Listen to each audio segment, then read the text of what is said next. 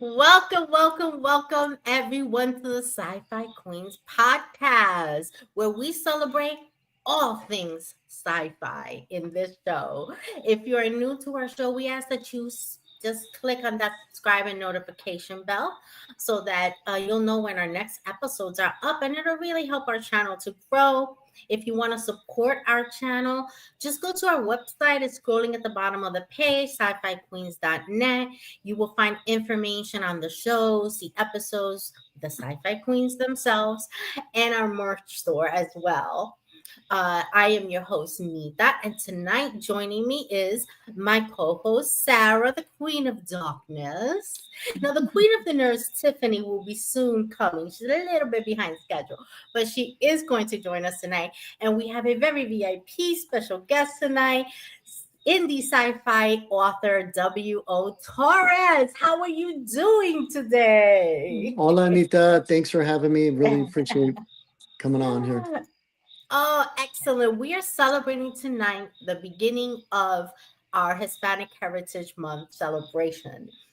This is something we do every year, as well as Black History Month, Pride. We do celebrate all of these things because they are important and they have been depicted in science fiction for sure. And we're going to talk a little bit about how science fiction has included Latino actors and Latino characters. And W.O. Torres and I were having a bit of a conversation even a while ago on DMs about Latino actors in science fiction. So we're going to start with you, our guest. Tell us about growing up watching sci-fi, not seeing representation, and then suddenly seeing it. How does that feel? What's going on in your head? So I was born in 1970, and I came online as far as science fiction when I was 5 years old. 1975, I watched Star Trek, and I was all Mhm. in. Then 2 years later, I saw Star Wars, and then that shifted my whole perspective, my life. It changed everything. I don't go probably a day without thinking about Star Wars. It's just it launched me into this whole sci-fi world. Started getting into short stories by Ray Bradbury. Started watching, movies, TV shows, reading anything I could get my hands on that was sci-fi. I tried to consume from the age of, 7. We're talking 1977. I was in the theater on March 25th, 1977, when Star Wars first rolled. And I mean, all the way into the late 90s. And I can only think of one or two from my most formative years, from 5 years old to 30, of, one or two moments there where I saw a Latino or Latina person on the big screen or little screen in a sci-fi world. And so it was very, Exactly. very discouraging. But when I did see it, as I got into my 30s and 40s more and more, and recently in the last decade and a half, it's really encouraging, especially Star Wars and Oh, Star Trek. yes. Yeah. Yes, absolutely. Now, Sarah, you're a mom of a biracial child. How does Yeah. all of these representations, how do you see it as a mom who has a biracial child who wants her child to be seen in all these Um, areas? I I honestly think that it's good. It doesn't matter. I know specific things need to be represented, but I think that all of them being represented instead of just um, straight white people, if you know what I mean. She Mm-hmm. needs to see biracial people. She needs to see people of color and um, Latinos and queer people too in a sci-fi because that'll impact her, like what her school looks like. I mean, Yeah, it's better, that's not what we look like as people. So why would that be what we see on Right. TV? It's better and makes her feel more welcome, and you know she fits in better if it's a proper representation. Does that make sense? You know what I'm trying yeah. to get Oh, at? Yeah. absolutely. Oh, absolutely. Yes. I mean, it's wonderful, seeing characters like Uhura and Hmm. Hmm. and all of these other characters that are minorities, and it's a wonderful depiction. But when you see yourself and you see someone who Mm-hmm. you connect with and that Mhm. says things that you understand because it's your own culture, Mm-hmm. and there were things that were said in certain areas of these sci-fis that we're going to take a look at that I Mhm. understood, even the ones that were not necessarily my culture, but I'm like, oh, he's referring to something very Mexican culture like, or he's referring to Mhm. something very Chile, or like Mm-hmm. I got it, I understood it, and I can connect to that, and it feels welcoming. It definitely does. um and now let's go on to our slide presentation because we have got Mhm. an array of actors that are Latinos, that are in sci-fi, that are fantastic. And I don't think the they don't get the Can, notoriety and that they deserve. can I give Um, a Recognition. oh, Can I just sure, give go a quick example why representation matters? So Whoopi ahead. Absolutely. Goldberg, everyone probably knows who Whoopi Goldberg is. She's on The View. She's Hmm. acclaimed Oscar-winning actress. Anyways, I saw an interview with her where she said she was a little girl, probably 6 or 7, when, or maybe older. I think she's a little older than me, but when Star Trek first came on, and she yelled into the next room to her family and said, "There's a black woman on TV, and she's not a maid. She's not a slave. She's telling Yes. people to do stuff and they're listening to her." And she said, Yes. in that moment, my whole family became sci-fi fans. We didn't know what was going on. We just knew that this person was important and she looked like us, Yes. Mhm. and we didn't feel important at the Hmm. time. And so I always Yes. Yes. think about that. Absolutely. And it's so interesting because she looks like my cousins. Like Hmm. I have Mhm. cousins who look like her. And I'm like, that's the standard of beauty that I Hmm. was first introduced to. It was Uhura. Hmm. And she was confident and she was just majestic in everything that she did. And I think that even though she wasn't representing necessarily specifically Latinos, the fact that she was not your standard Hollywood beauty, Hmm. that she Hmm. was a beauty that was different, that she wasn't a maid, that she wasn't a slave, she Hmm. wasn't, this typical character. She was a woman of authority and grace and talent. She drew everyone in Yep. that wasn't 100%. blonde and blue eyes. Right. Um, that's the thing. Now we're gonna start with some Star Wars because I know you're a Star Wars guy. Yep. Benicio del Toro. What an amazing actor. Yep. I think a man can do anything, you Hmm. know? I love him. I love him. We swoon here over people. What can I tell you? But I mean, I didn't know for a long time that he was Latino. Like you can't always know, you can't always Right. tell. Um, but he is, and he's very proud Latino. You as a Star Wars fan, how did this feel? How did you connect to his character? The one of the first movies I've seen with Benicio, I know there's much older ones, but it was Sicario, Mhm. which Mhm. was based on the city of Juarez, Mexico, and that's where my mom grew up. And so I really connected with that movie, loved that movie, loved him, was like frightened of him during that movie. I mean, he's such a powerful actor. He just Yes. steals every scene. But then when I saw him in the newest Star Wars rendition as that, just that sly character that he's so good at playing. Also, he could play the scary guy, but he can also play the just Yes. that kind of just a little bit of a magician, that con artist, and it's just you're just all Yes. in, and he just draws you in, and he just has kind of different kind of rugged, handsome looks that Hollywood's just not really used to, and he's just an amazing actor. Oh, I I 100% was agree with you. thrilled. Yeah, I love the fact that he was cast the way he was. He's almost Because like a Latino Han Solo, like Harrison Ford. He just has that same charisma. yes, he is. Yes, he is. Absolutely. And I love that, and he could play a Latino character of any country. Like he's so Hmm. diverse, and he will get you believing in what his character is about. He Right. draws you in. I feel that when I see his character, and I feel that connection. And when I did find out that he was a Latino actor and that he was in Star Wars and that he's, been in all these wonderful movies, I felt a sense of pride. I was like, yes, Rico Benicio Hmm. del Toro. I was so happy. I mean, he's a wonderful actor.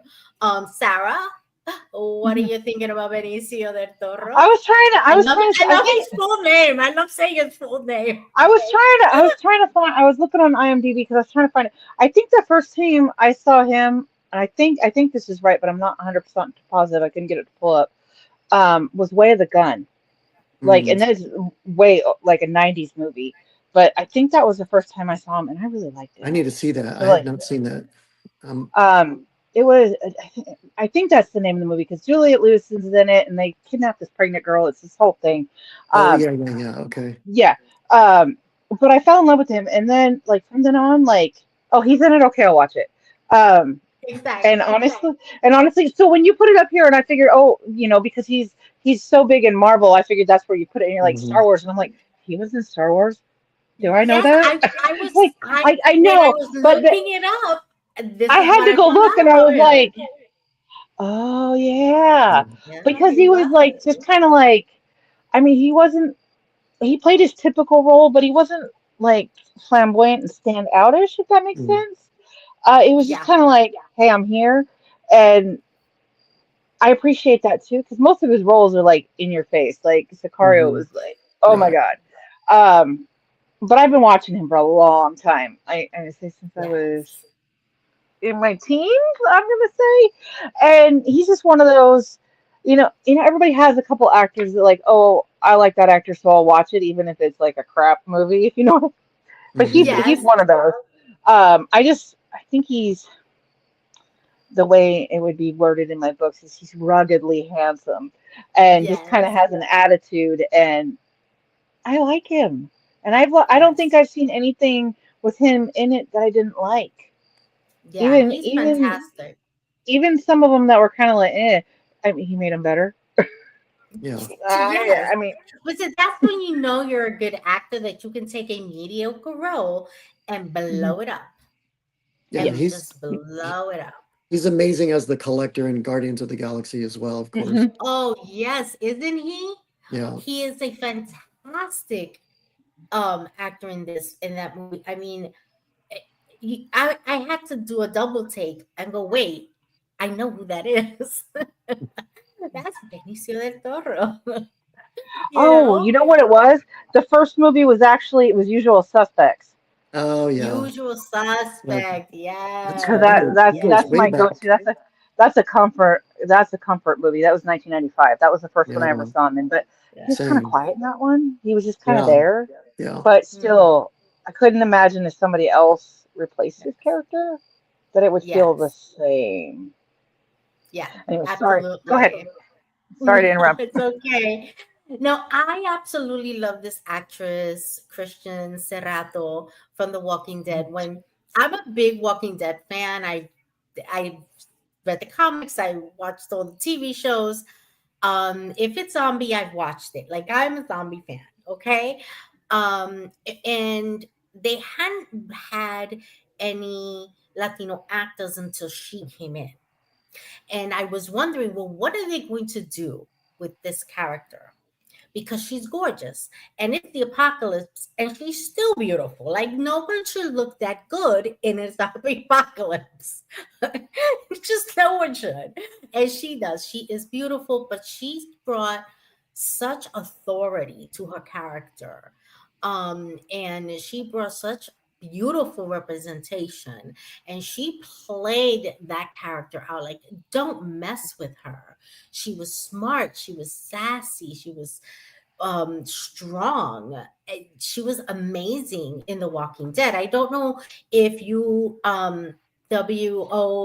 have seen The Walking Dead or know this character I much. Unfortunately, I'm one of like 12 people who've never watched The Walking Dead. I don't know. Okay. I don't know how it missed me. I So think I just Nita's gonna be like, I, okay, you gotta go. I have He's my gotta go. He's just gotta go right now. I hear it's We're good. done. We're done. I wouldn't even know where to begin at this point. There's so many and it's been on for so I can't believe it's still on. Every time I see a commercial, I'm like, whoa, this show's still on. I remember seeing it like, early 2000s when it started, but Hmm. Oh maybe I need yeah. to start back at the beginning and really get into it. You do. You Okay. do. You do. Okay. Everyone tells me the same thing, like you're not watching. And I'm like, I know. We all have that one show that we've never watched, Hmm. and everyone watches and we just It's kind of true. nod when they talk about it.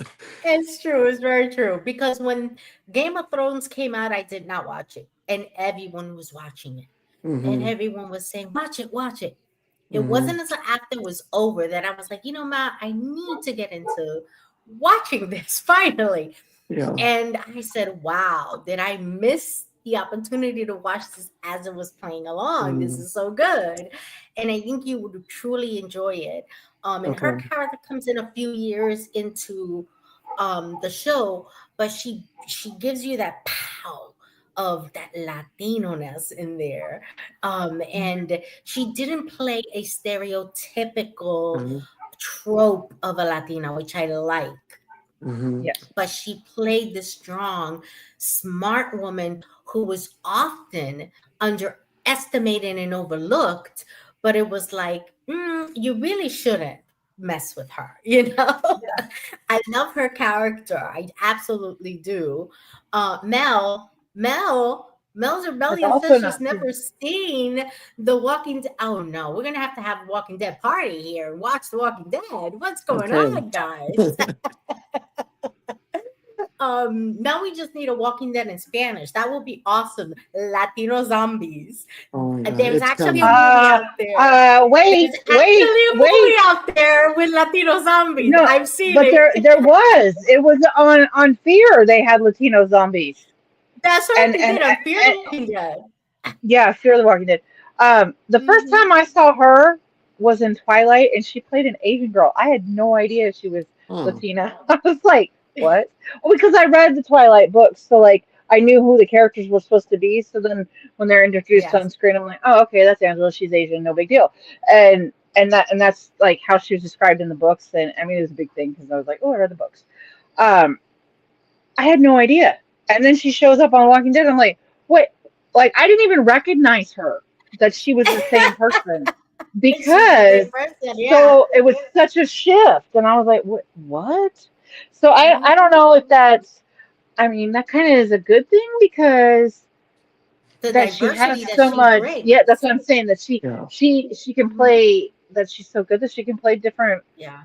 that diverse Yeah. range. But like, dang girl, but I loved her on Absolutely. The Walking Dead. Absolutely. And So I she's think that that's sassy something and that, yes. yeah. And I think that that's something that needs to be highlighted. As Latinos, Mhm. everyone has this vision of what a Latino person looks like, sounds like, acts like, and what they eat and think and feel. And we're not a monolith. We are diverse.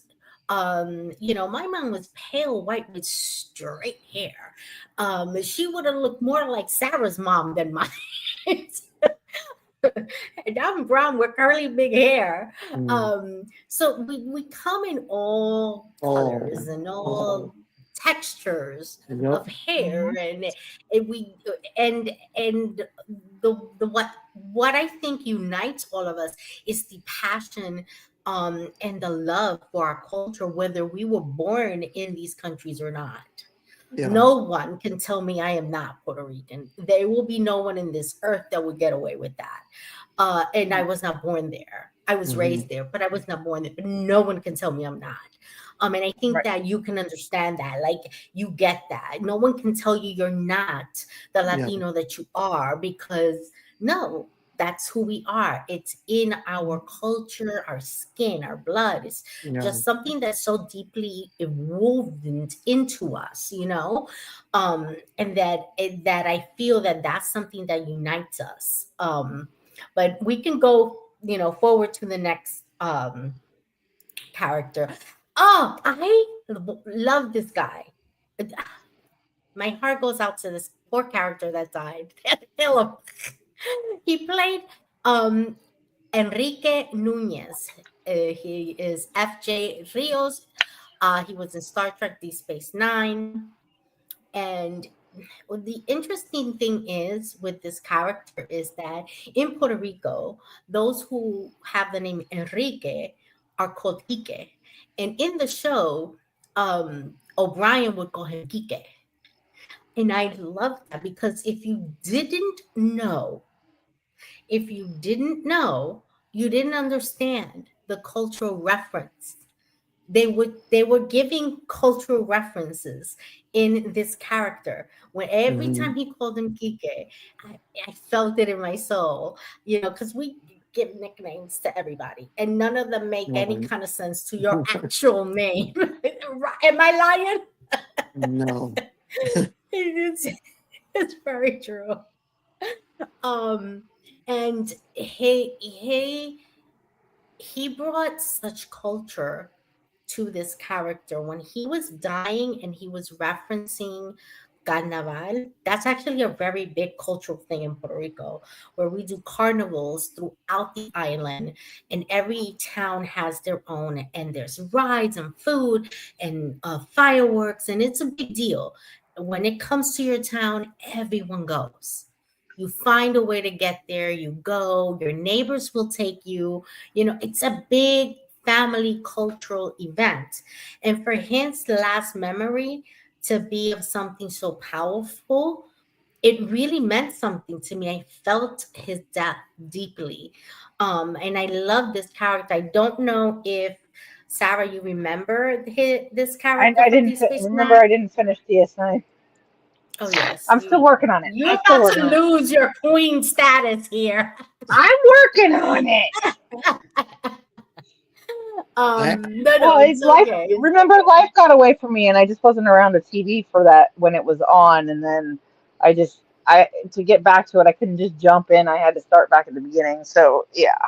I knew I was gonna like DS9 as soon as they segued it or spun it off from Next Generation, and Cisco was the captain. I just saw this man, and I just thought, okay, here we go. We got a black yes. captain. This guy just commands his voice, his presence, everything. Like this is what I expect from Star Trek, and I just loved it right out the gate, and I just knew it was just going to be an awesome show. And Next Yeah. Generation is my favorite iteration of all the Star Treks, and I know people will fight me for that, but with their likes, but I love Picard and that crew so much, and of course Worf, another actor of color who just brings so much to that set as well. But yeah, DS9 and his portrayal was just amazing. Oh, absolutely. Like when I felt the same way. I said, "Oh, black Hmm. commander," because he starts out as a Hmm. commander. Right. And I was very much intrigued about this show, and the level of representation that they offered was phenomenal. Phenomenal. Okay, they brought Hmm. in alien races that we had just heard once or twice, like the Ferengi, the Uh-huh. Cardassians, things like Yeah. that, the Bajorans, and they Hmm. brought in religion, and they brought in different cultures like Dr. Bashir. Hmm. And when they brought his parents, I was like, oh, they're gonna bring his parents. What are they gonna do with this? They brought Indian actors. These actors that they brought Hmm. in were huge Indian actors. And when they brought the captain, and he's this amazing dad, which I love the representation of, a man of color being a good father. These things were important to Hmm. see. Yeah. They were very important to see. So when I saw this character, because Enrique Nunez was a character that was part of Deep Space Nine and was in quite a few episodes, and every episode he was in, he just gave just a little Puerto Rican in it, and I could see it, and I could feel it, and I could hear the little references here and there, and it meant so much to me because Star Trek had been so in part ingrained and in part of my life, but there had never been a true Puerto Rican character that I could say, oh, I get what he's saying Right. directly. So he was the first, and I absolutely embraced this. You know, I I, think you should write a Latinos in Space Odyssey. I am You should working write on it. it. I'm working You are? on a book right now. Yeah. Oh, oh, we're With going to talk about that later. Guys, he's a sci-fi indie it's author, and we are going to talk about his writing, and we are absolutely going to talk about his Latinos in Space, because I yeah, need Yeah. Latinos in space. I need Latinos in space. yeah. I know. I used to say it as a joke in like the early '90s to my friends. When we're watching all these shows, I'd say because I'm Mexican, I'd say what Mexicans can't go to space. After we'd finish watching Exactly. some big space movie or something. And there is a case where I was so excited as a 15-year-old kid when Aliens came out, and Private Diaz was Yes. the strong female character. She, if you remember, she gets out of her pod from sleep stasis, starts doing pull-ups right away. She's got the bandana. She's got the Mexican accent. Everyone's calling her I love it Diaz. dead. I She, love the accent. I know I she was was. like, yes. She calls Hicks pendejo, and Pendejo. and but here's the thing. This is the crazy part. I met her about 3 months ago at San Diego Comic-Con. Her name is Jeanette Goldstein. She is Jewish, and she is a the I saw like a whole documentary on it of the making of Aliens. She got the role because she was a bodybuilder, and they needed somebody that at that time there's not a lot of women who could kind of look that Mhm. role, and so they did this open call casting, and she showed up, and she was this bodybuilder. She was an amazing actress, and they just said, "How are you at Well, she accents?" convinced me. I did not know this. 100%, right? Yeah. I didn't know for 30 plus years, 40 years, until just I, this I summer. just learned right Exactly. now. But at the We talk about time, Alien, the movie, a lot here, and we just talk the about Yeah. all of these Latino characters. And this right. is the first time I hear she is not actually Latina. No, she's not. But Wow. that doesn't take away from her performance. It's just No, it does interesting not. how even with just perception of representation, how excited I got as a kid. And it Yes. wasn't even real, but it's just the perception of knowing that, I was being represented. Oh, Well, and absolutely. I that mean, go ahead, Nita. no, go ahead. Go ahead. Absolutely. I was Go just ahead. saying that she was a strong, like physically strong, but also had strong character, and 100%. that she wasn't a caricature, if you know what I'm trying to No, say. Yes. no. That and She did that's not play a caricature. That's what I was going to say too. that's yeah, Hmm. that's what Yeah. I worry about is that when you do see representation, is it real or is it the butt of a joke? When, And no, that's when, I yeah. have a problem with that. Yeah, but When she she was a very strong woman. Go ahead. I was Hmm. going to say when she punks Bill Paxton, rest in peace, Yeah. Corporal Hicks, because she's doing pull-ups, and he says, "Hey Diaz, has anyone ever mistaken you for a man?" And she just keeps doing her pull-ups, and she says, "Nope, have you?" And just burns Oh, him. yes. That's my favorite Yeah, line. That is my favorite nope, line. When I heard that line for the first time, I said, that is such a Latina thing yeah, to say. 100%. whoever whoever wrote her lines James Cameron. Yeah. understood Latinas really Mhm. well. Because Yep. that is something we would say. And everybody like high fives her and sides with her. She's like she has the the the ear of the platoon. It's clear, and because they know Yeah. when shit goes down, she's the one they turn to. But Oh, yeah, absolutely. yeah, Yeah, absolutely. Yeah, I completely agree. She was phenomenal. Um, and of course, if you have been watching the Sci-Fi Queens, you know we were not going to have a Hispanic Heritage Month without me mentioning the beautiful, my heart, I just sent her love, Melissa Navia from Star Trek Strange New World, this beautiful Latina actress who has brought the culture to the character, speaking Spanish to her brother, the gentleman who plays her brother in the show. And she's bringing just, she brings culture and she brings this attitude, and she brings this authority, but she also brings this playful kind of gentleness to her. And I love that diversity in character, as well as the characters that are being represented here.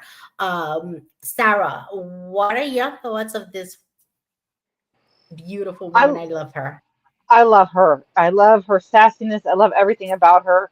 At the end of last season, when she got blowed up, I was like, "Oh no!" I was so I scared. I know. I was was so scared that like, when I said if they kill off this Latina, I'm not "No!" I was watching. gonna be mad. So, I I mean, was gonna be mad, and I love Star Trek, and I watch Star Trek even when I'm mad at Star Trek. But that would have turned me off to Star Trek, Strange New Worlds. Do not kill her off. Not yeah, I just acceptable. I just and I love her. I love how she puts herself out there. And she's like, you know, when they were flying down to the planet, and she's like, he's like, "You got this?" And she's like, "Yeah, I got this." And it's like he's like, everybody's in the shuttle, and they're like panicking, and she's like, "No, I got this." You know, she's just amazing. I Yeah. love her so much. Have you had an opportunity to watch the new Star Trek? Oh, to Um, me, yeah. Hmm. so we were at our max for streaming services, and so I've been looking at all the shows on Paramount Plus more and more, and kind of asking my wife, so we got room for one more, and she finally said, "You're gonna have to cut one." So I made a hard decision. I cut HBO Max, and which has a lot of the DC movies that I like. I cut it, and so I just got Paramount Plus. So I'm going to start watching Strange New World, Picard, Lower Decks. I'm going to start catching up because there's so many great shows on there that I want to catch up to now. Oh, absolutely. You're gonna love her when you watch it, and Okay, you've got to send me a message when you watch finally and you see her character. She is funny. She's smart. I She's can't she's wait.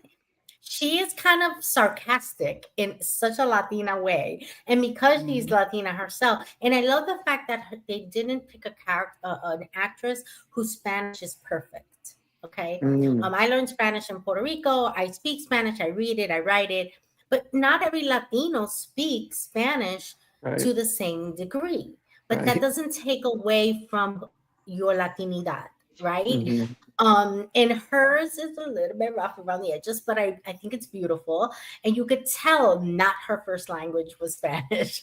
Hmm. And it's beautiful. I love Yeah. the fact that they do that because it's real. There's so many people out there that feel that Latinidad but don't speak the language because they were never taught or they couldn't pick it up, whatever the case may be. And I love this about her character, and I think you're going to appreciate this about her for sure. Um, you know, but we're going to go on to our next Okay. character. We can't not talk about Michelle Rodriguez. She's not one of my favorite actresses, but in Resident Evil, you got to give it to her. She's a badass. Yeah. She is a Mhm. badass. Well, she's a badass in pretty And much everything she's ever been She's in. she's a badass in real yeah, life. Yeah. that's the thing, is it, It's Alfie? it's not an act. It's not an act. It's truly No. not an act. She had But to I do think that she some. brings that representation for Yeah. sure. Go The ahead. one. I'm sorry. I was gonna say I find her an interesting actress. You know, because of it's so raw and so real. And I remember wondering, like, is this real? Is she just really this raw? And then I saw she got into some trouble with the law, no judging, but she had two choices: probation for 3 years or just do 30 days in jail. And she took the 30 days in jail, which to me, I was just like, damn, that's gangster. That's just like, I'll do my That is time just Yeah. gangster. and I'm not going to deal That's with this gangster. PO chasing me. Like, I'll just let me do my time and I'm out. And like, no movie star would do that. Every movie star's attorney would pressure them, like, take the probation. You don't have to do any jail time. We'll get it reduced to community service, whatever. But as soon as she did that, I was like, that is badass. Yeah. And But let for me the tell you, I 30 think of days and you're myself as done. Or Well, but two who could, not years. everyone Yeah. could do 30 days. let me Well, tell you yeah. something. I think of myself as pretty tough, and I couldn't do one day. Yeah, So 30 thank you. days is definitely not something I'm doing. I would have been all probation. Definitely not. Exactly. Exactly. I'll do 10 years probation. I won't do one day. I fall apart. No. But she's the But real she was deal. phenomenal. She's the real Yeah. deal. When it comes to being tough, it is Hmm. not an act. This is absolutely the real deal for sure. Yeah. Then, of course, Oscar Isaac. He is so distinguished, Hmm. and he is just fancy. I love him. I don't know how else to describe him. He is just so distinguished and so and Yeah. he's a caballero. He's a caballero. He is just special. I love him. And he's in Star Wars too. I mean, you Yeah. gotta talk to me about this. You're the Star Wars guy. Yeah. Talk to me I about him and his character. So, it's I don't know, what is there, like a 20 something year gap between the prequels and then the new Star Wars 7, 8, 9. And so I take my oldest daughter to go see it. She's about 7 or 8 at the time. And I don't know what to expect, like you just never know what to get from these movies. JJ Abrams at the helm. And in the first 15 minutes, I see Poe, and I'm my heart just starts racing. And I go, is this dude Mexican? Is this dude Latino? Is this dude is he Hispanic? Like, what is he? Like, he white? He's something. He's Like, what's going on? something. Like, He's like, something. what is going on? This dude, like, what did they put like a main character? And I knew that, they, had already casted a main character as black, and the trailer had showed all that, leading up to it. And that was like the big story. But this went under the radar. Like, I never heard anything of it. I didn't see anything of it. And as soon as he came on, he just grabbed every scene. And I was just like, this dude's a pilot. He's a badass. He's, part of the resistance. Like, I'll follow him anywhere. And then as soon as I get Yes. home, start researching. I'm like, I knew it. I knew this dude was, Latino. And so I was all in at that point, of course. Oh, absolutely. How about you, Sarah? Oh, I like him and everything he's into. I think Him Sarah's and his drooling. boyfriend. Because I know his boyfriend's next. You know, And we then, cannot have a show about Latinos and not have that particular actor. Anyone who knows this show knows that. Okay? Knows that. And we'll get to him. We'll get to him. yep, Okay. Oh, that's look there who's he is. there. Oh, is, is that my papi chulo? Yes, it Yes, is. it is. Pedro Pascal. My heart goes out to you, Pedrito. I know he watches, right? That's the Oh, Lululand that I live That, in. that, that's her headcanon, yes. Yes, uh-huh. and no one is going to remove me from that Delulu. He watches. And he can come on anytime. He is fantastic. Anything he does, he turns it to gold. Yeah. I mean, he is believable in what he does. Hmm. And I love that he never plays these just one type of character. He's Hmm. so diverse in the way in the characters that he is chosen to do. And now I absolutely love him in Star Wars. What do Yeah. you think, W? What is your thoughts on Pedro Pascal? And know that I will get you if you say a bad word about him. No, I love him as an actor and as a person. Everything he does Hmm. on and off the screen, he's just an amazing human being. But when Yeah. I watched The Mandalorian, I was a little late to it. It was already done, and so I binged it, and I went into it kind of blind. I didn't know who was in it. I didn't know anything about it other than, okay, this is a spin-off of Boba Fett, and here we go. It's a race of bounty hunters. When he takes off his mask and like that second to last episode, and I saw who it was, and I saw that they put a Latino actor in as the Mandalorian. Like, again, I was just like, oh man, Star Wars, you are just winning more points with me. This is awesome. I love him. It's like he gave Yes. such an amazing portrayal with never seeing his face for the first 6 7 episodes. I mean, I thought it was one of the best shows Exactly. ever seen. And then when the mask comes off, I'm just like, oh my God, of course it's Pedro Pascal. Why wouldn't it be, something this amazing? He's in everything. He's in It's, everything. He's gonna be the captain in your space saga, Latinos in Space. If you need to get him, you got to do that for me. Just do that for me. okay, I'm only asking for one tiny little thing here. right? It's probably You available. And then know? There you go. I'm a huge Marvel fan, if you can't tell from the background, but of course now he's Mhm. Mr. Fantastic, which I loved him as Yes. this summer. Yeah, it was a Oh, good performance. absolutely. Yeah. Did And you see let's it, go Nita? on to which what's the name of the movie? The Fantastic Four, the new one. I haven't done it yet. I haven't seen it yet, but I am going to. It's Hey, no Pedrito. Of spoilers. course I am. Yeah, he's Um, great in it. but we gotta go now old school. Ricardo Montalban in Star Trek, the original series, had one Yeah, episode, and it became the best Star Trek movie to this day, yep, hands down.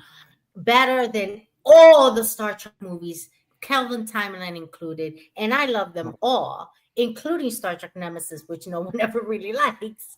Um, and I still think this is the best of yeah, all the movies. yeah. He was truly, if I'm not mistaken, correct me, W, Tell 'em you want. truly the first sci-fi Latino He's got to be. He's got actor. to be because He's that got to first be. episode comes in the early 70s. I think I'm like one or Hmm. two. So yeah, without a doubt. Yeah, yeah. I Yeah, mean, and he wasn't even playing technically a Latino. He was playing someone from a superhuman. completely different, yeah, Yeah, Yeah, superhuman, different, yeah, different and culture augment. background, and but the augment, yeah. yeah, But but he was the accent believable. is unmistakable. I mean, they didn't tell him hide Unmistakable. your accent. They said go with it, lean on Go it. with it. Yeah. Mm-hmm. Yeah, absolutely. I don't know if you've seen the episode with him, Hmm. Sarah, or The Wrath of Khan, but he is Oh yes, phenomenal. I when I was younger than Leah, when I got home from school, um, TOS would be on TV on syndication, Hmm. and that was what I watched when I got home from school. So like, I mean, and there's only so many episodes, so like it'd be on repeat for a while. But like I watched them all, and I learned to love Yeah. it because I mean, we didn't have cable. We lived in the country. We had four channels: ABC, CBS, Exactly. NBC, and PBS, and that was it. We didn't even have Fox until I was Yes. like 12, I think. So I mean, it was bad. It's like you watched what was Yes. on, or you didn't watch anything at all. Um, and I was the only one home, so that was like it was either a talk show like I think it was like Sally or Maury or something like that, or Dr. Phil something, or Star Trek. I'll take Star Yeah. Trek, please. And Yeah. he Oh yeah. he delivers one of the greatest lines in all of Star Trek lore, which is that Mhm. revenge is a dish best served cold. When he tells Mhm. Yes. Kirk that, man, I still get the chills every time I watch it. Oh, he was phenomenal. He was Yes. convincing, and I mean, he sexed that out all the Mhm. way.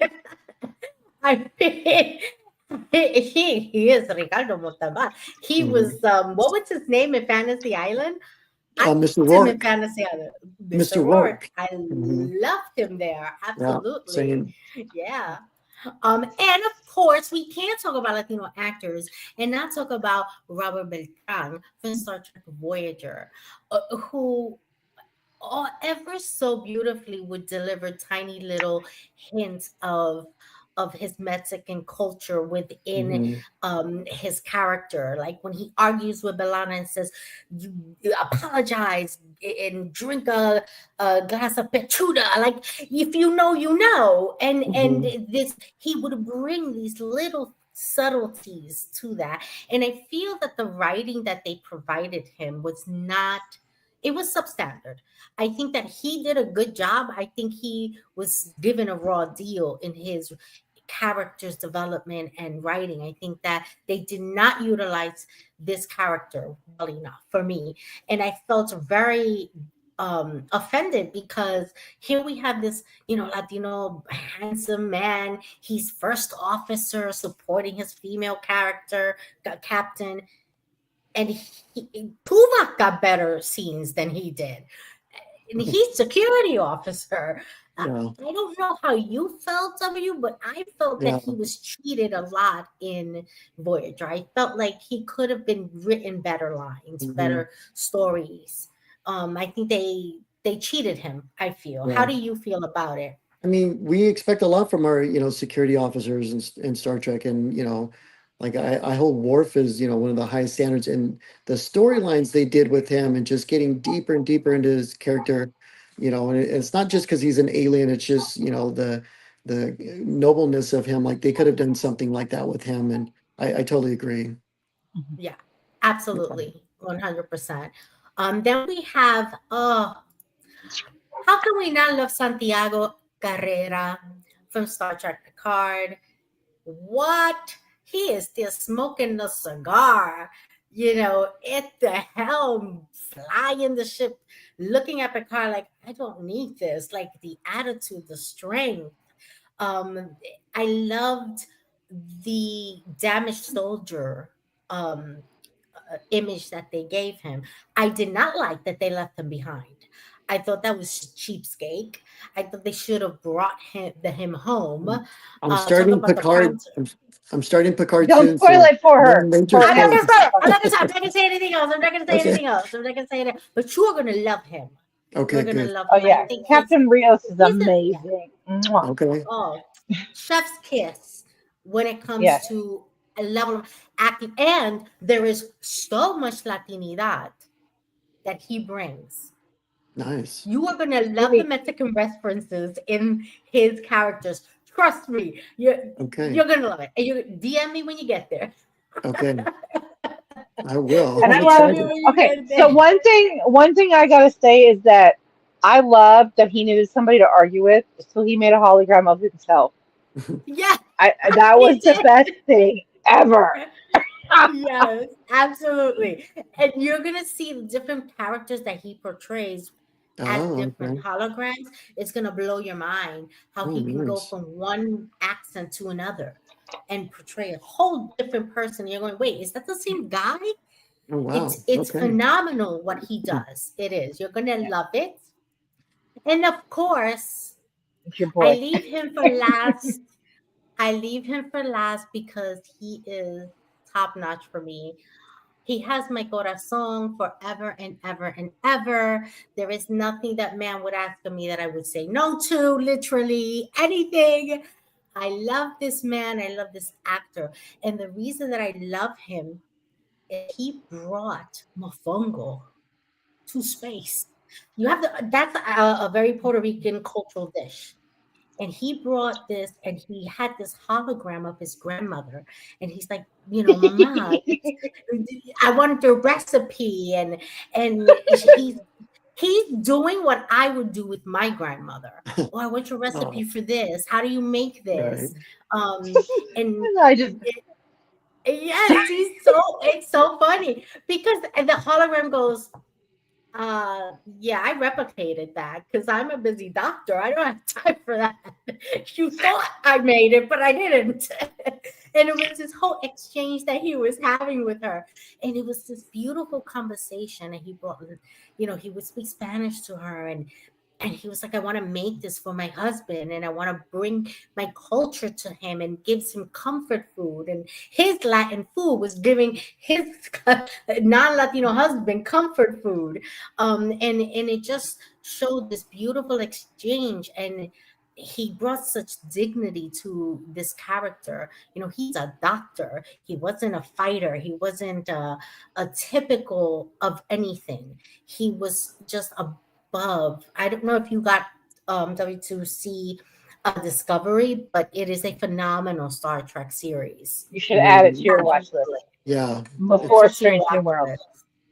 Yeah. What Yeah, order should I start watch it them in? before. Of all the Yeah, ones you that want came up, Discovery first. You want Discovery first, and then Discovery Strange first. New World. Okay. Yeah, Yeah, because What Discovery about launches Picard? Strange New Worlds. Where Picard can does be yeah. anywhere. where does Picard fit in Picard that? stands alone. Okay. He's completely stands alone. So you can watch him at any point. Okay. And Lower Decks you can watch because they stand alone. Lower Decks does a lot of TNG There is references. some That you crossover love. between Lower Decks and Strange New Worlds. Okay. But that's later in the series, I think. So if you Yes. watch them simultaneously, it should be fine. Okay. Um, Discovery, Strange New Worlds, Picard, Lower Decks. Yep. Yeah, mhm, Okay. absolutely. And Got you're my gonna homework. love this character and the exchange he has with his grandmother. It's a conversation that it's not specific to Puerto Ricans. It's a conversation that every Latino has with grandma. Teach me how to do this, show me how to do this, let me learn from you. Hmm. Our grandmothers play a very big role in our lives, Yeah. close, if not equal, to our mothers. Yeah. So it is very, you could see it there. He Yeah. brought that in, and he was so convincing, and he brought such dignity and honor, and I can't let go. He brought mofongo to space. It was a huge thing. That's a big Latino Caribbean dish. Dominicans have their version. We have ours. I'm not sure if Cubans do, but we have this dish, and it is very important cultural dish. And it's something that when I heard him say, it blew my mind. I couldn't not love him. I mean, really, I just could not love him. Right. Now, guys, W.O. Torrance is a sci-fi indie author, and he has written some wonderful books that I will be reading, and I'm going to bring him back, and we're going to talk about them when I read them. But I want him to tell us a little bit about him, about his writing, about his book, and you need to tell us about this Latinos in Space, because I'm Yeah. I'm I'm for it. I'm 100% for it. Now, Okay. So talk there's to book us. We're going to one. start with book one. Yeah, so this is a sci-fi series that I wrote that I'm, in my mid 50s. I've been writing since I was 7 years old, but it wasn't until I was 50 years old that I finally finished a book and finally shared it with somebody. And so the message to all you young writers out there that are already sharing your stuff, you're way ahead. It took me way too long. I regret waiting too long to share. I didn't share with anyone, not my wife, not my family, no one, until I was 50. And I finally started getting into the online community, meeting other authors and readers, and started sharing a few pages at a time and chapters. And then finally said, I'm going to go for it. And I got, serious about it. And I started doing multiple revisions and beta readers and critique partners, and paid an editor, to work with me, and was able to release this book in 2022. And then people started asking, for, like a sequel to it. And the ideas just kept popping in my head. And so it's basically about this young person. He's 24. His name is Brody Rodriguez. He is, um, you know, um, he's half Mexican, half white, kind of like me. I'm biracial, and so I experienced that in both worlds. Um, he's living in present day today, and then a future technology from tomorrow comes and attaches itself to him, giving him super abilities. And his granddaughter from the future, Isabella, she arrives, and she's about the same age as him, and she's kind of helping him navigate this world to help stop an artificial intelligence war. It's Now, this it's is a trilogy that you've it's a got going trilogy. on. Yeah. So you've got book two here, and this beautiful young lady. What's Uh-huh. going on here? Can, So can you tell us without spoiling? yeah, so this is about 17 years after book one, and this is his daughter, Marisol, and so his little nickname for her is Mariposa, a butterfly, and so that's why it's called Enter the Butterfly. She picks up the mantle where he leaves off, because this technology that comes from the future unattaches from him and it attaches to his teenage daughter, and so we see through the lens of her experience with this power, and her wielding it, and again trying to stop this AI war from happening, and everything else that is coming from the future. And then the That's third beautiful. book, Now, then we got book three. Look how beautiful this image is. Oh my yeah, I God. love I this love one. it. So there's a lot of Mexican culture, Latino themes that run through the books, and one big one is the Dia de los Muertos, the Day of the Dead.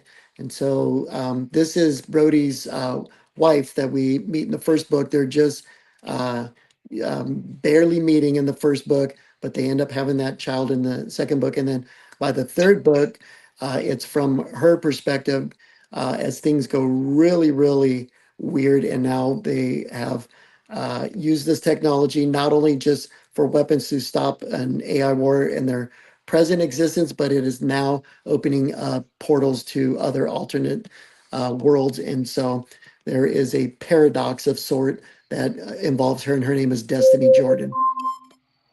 Amazing. Love it. Love it. Now talk to us about this Latino in space. So I I had this, need to know.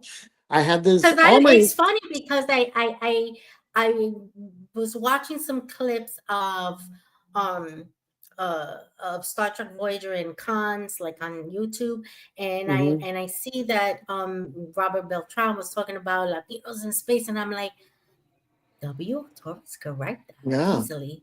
Like I yeah, literally said that to myself. how funny. And so just So I talk to me about this. So I've had this idea for a while, outlined it, and then about a month ago, maybe less than that, I just got into a fever writing session. I cranked out the first three chapters, and I really like where it's going. It's called Captain Estrella and the Galactic Heist, and so it's kind of a light-hearted comedy space novella, and I just finished reading a couple of the books in the Murderbot series, and I just really like kind of, short, get in there, meet the characters, have the, journey. It's not that huge of an investment like my other books are, 100,000 words each. This is going to be more about 35,000 words. Maybe it's going to be a series. I'm not sure, but Alyssa Estrella, she's the captain of this of her ship called the Paradox, and her it's different in that it's not hundreds of years in the future. It's only about 25 years in the future. So I'm still referencing like 90s and 2000 pop culture references, but technology it opens up wormholes from a visiting alien race that allows Earth to finally get into the cosmic race of interstellar travel. So I'm really excited about it, and again, I'm gonna weave in a lot of Hispanic Latino culture into the book, like I try to do with all my stories. That is beautiful. I love it. I literally cannot wait to read that. Um, Can I plug one and last thing?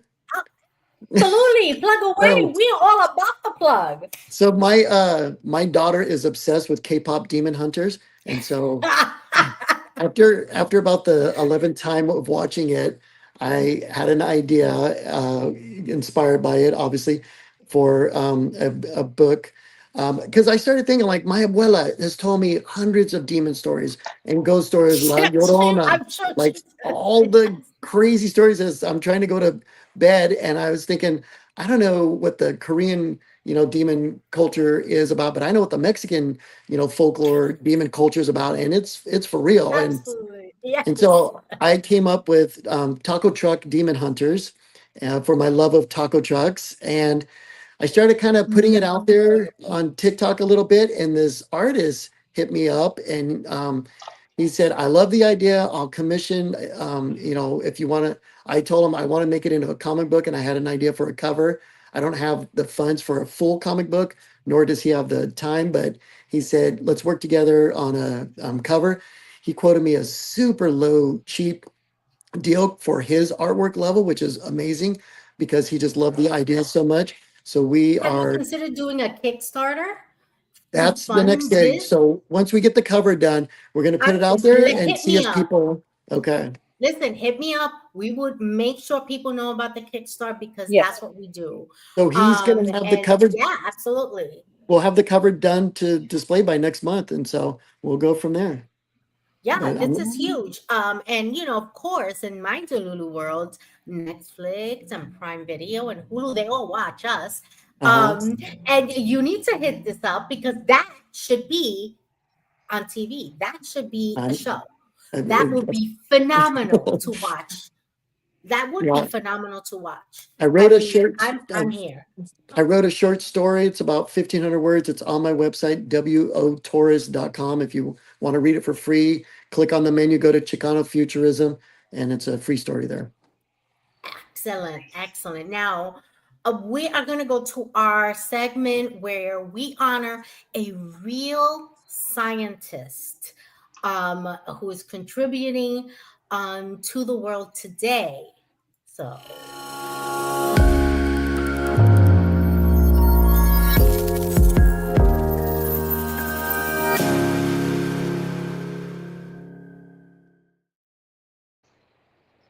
take it away, Sarah.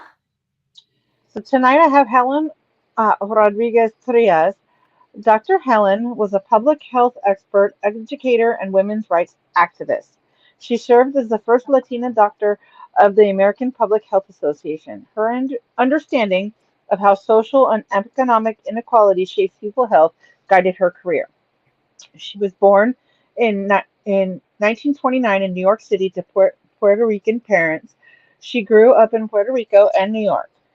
In the United States, Helen faced discrimination at school because she was Latina. School administrators placed her in less advanced classes despite her good grades and English fluency. Only when a teacher noticed her intelligence was she moved up to a higher level class. Her education set her on a path to medicine. She recalls that being a doctor combined the things I love the most, science and people. Helen studied at the University of Puerto Rico in San Juan. She became involved with the Puerto Rican independence movement. After graduating in 1960, she completed her residency in pediatrics at University Hospital in San Juan and then began teaching at the medical school there. She also established Puerto Rico's first infant health clinic. The results of her work were immediate. Within 3 years, infant mortality at the hospital was declined by 50%. In 1970, Doctor Rodriguez Trias returned to New York and took a job heading the pediatrics department at Lincoln Hospital in the South Bronx. The 1970s were a turbulent time for the hospital. It served mostly Black and Latino patients. Community leaders and activists frequently criticized the hospital for public health violations, crumbling facilities, and negligent care. In 1970, a radical Puerto Rican civil rights organization called the Young Lords staged occupations of hospital buildings. They demanded better care for their community. During her tenure, Dr. Helen worked to train her staff on the needs of Puerto Rican community members. She aimed to find points of agreement among the Young Lords and the other groups who had a stake in the hospital. Her work and personal experiences made her pay attention to the ways poverty, inequality, and racism led to poor health. During the 1970s, she brought that understanding to the growing women's health movement. The women's health movement had grown from the larger feminist movement of the 1960s. It fought for women's reproductive rights and to end sexism in healthcare. Helen's first joined the movement in October of 1970 when she attended a conference about abortion rights at Barnard College. With other women of color, she worked to move the mostly white women's movement toward a broader conversation around social and economic justice. The important issues she remembered were about equality, about getting economic power, and ending violence against women. Helen pursued a broad vision of women's health justice. She wanted women to be able to choose when and whether to have children and to get the best possible care either way. She recognized that this looked different depending on a woman's race and class. Middle class white women often had to fight to get birth control they needed, but many poor Latina and Black women had become victims of sterilization abuse. In Puerto Rico, a government program promoted sterilization as a simple and effective method of birth control. These programs were partly driven by concerns about population control. While many women chose the procedure, health authorities pressured many others, especially working class and poor women, to agree to it or falsely told them that it could be reversed. Similar programs targeted poorer Black women and girls in the American South. While young white middle class women were denied their request for sterilization, low income women of certain ethnicity were misled or coerced into them, she explained. She argued that the women's health movement needed to respond to all of this, to work on these problems. She founded the Committee to End Sterilization Abuse and the Committee for Abortion Rights and Against Sterilization Abuse. In the 1980s, Helen worked as a medical director at New York State's AIDS Institute, advocating for women and children with HIV. She co-founded the Women's Caucus and the Hispanic Caucus of the American Public Health Association. She later became the first Latina director of the APHA. President Bill Clinton awarded Dr. Rodriguez Torres the Presidential Citizens Medal in 2001. She later died that year in Santa Cruz, California, from complications of cancer. In 2019, New York City announced that it will honor her with a statue installed in St. Mary's Park in the Bronx, near the site of the old Lincoln Hospital. She was just an amazing woman. Yeah, she did Wow. a lot of work for women Yeah, in medicine. Absolutely. Thank you so yeah. much for doing the You're research. welcome. All I did was give you the name. She did all Yeah, the you're like, research hey, she might be herself. cool.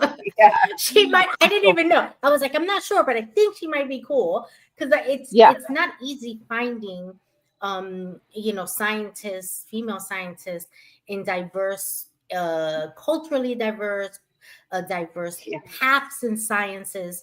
So as a Hmm. team, when we see something, we send it over to Sarah so she can Yeah. keep her list and do her research. And she does And a I think phenomenal job. not only did she make great strides for uh, w- women of ethnicity, but that I think a lot of her work spilled over into the entire women's health, you know, Yes. umbrella. And Yes, I absolutely. just, I can't, I'm reading a book right now, and the girl, what, like, they had a big battle, and it's a sci-fi book, and she had a big battle, and she was recovering from it, and she was in a coma, and her new flight partner had her feet operated on while she was asleep, and like, consent's a thing, and it's kind of like, Yeah. it's like, it's kind of like that. It's kind of like, wait, what? And I think that sometimes, like, it's very strange how, like, it didn't even occur to me, and I don't think that it would occur to anybody, but the way that they worded it and the way that they fit it into the story is like, oh, hey, maybe we should talk about this. And Yeah. I think we need those Mhm. conversations, not Yeah, just, because and yeah, that's what I'm saying, is that absolutely. these Mhm. women were sterilized without consent, and that it Without was a real common practice. consent. Yeah, Yeah, it and was a it very was, common practice. And it didn't that's just happen appalling. to Latina women, it happened to Black women, it happened to Native American women, where Yes, they were told, oh no, this procedure is this. And when they would wake up, they had no uterus. yeah, and that's, And they're like, okay. what just happened? you know um and it's real. There was no real informed consent, so they were consenting, thinking, trusting this doctor to help them, when in fact what they wanted to do was get rid of us by not Yeah, allowing us to be born to begin with you know right. yeah, so yeah, those are conversations we have to have, right, as women, as Yeah. it's of all cultures, right, and as Yes. men too, men, women, we all have these events in our lives that consent is needed, absolutely. But thank you so much, W. Torres, for sharing with us, for coming on, and we're going to definitely Yes. have you back. You are so welcome to be back. And before we go, I do want to announce our next show. That is going to be September 26th, and it's going to be an interview with John Avina from Avina Comics. Oh, I He is know. going to be part of our Hispanic Heritage Month continuing. That is my favorite of his comics. I have quite a few of them.